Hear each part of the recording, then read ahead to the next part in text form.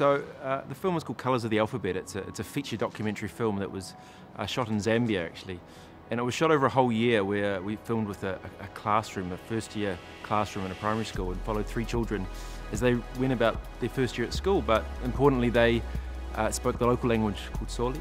They were taught that there was a regional language called Nyanja, but they had to learn through English, which is highlighting this phenomenon around the lack of mother tongue education globally. And that was really the focus of the film, to tell a story of these wonderful, funny primary school children over their first year at school, but really to highlight a global issue where 40% of the world don't have access to education in their own language.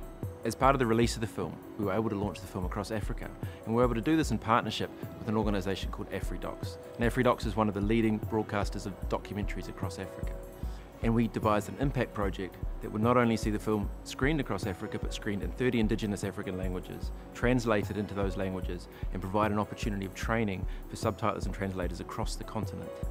And so what this entailed was creating a workshop to train 27 African language speakers in subtitling and translation skills, and give them the opportunity to subtitle the film into their Indigenous languages. We were able to launch the film on UNESCO International Mother Language Day, and over the following year, the film was viewed across the continent. But importantly, we were able to then bring the film back to the UN in Geneva and explain what we did and share our experiences. This opportunity gave us the chance to speak not only to the audiences, but also to policymakers and people that were able to influence Indigenous mother language education.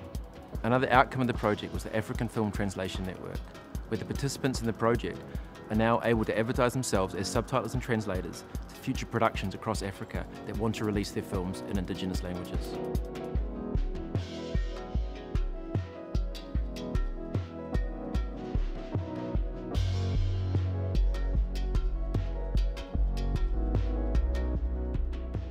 As a filmmaking academic, my new feature film project has just been released, called Yoram, or Boat Song in English. This is a feature documentary film that explores the relationship between the Gaelic language and the fishing communities of the Outer Hebrides.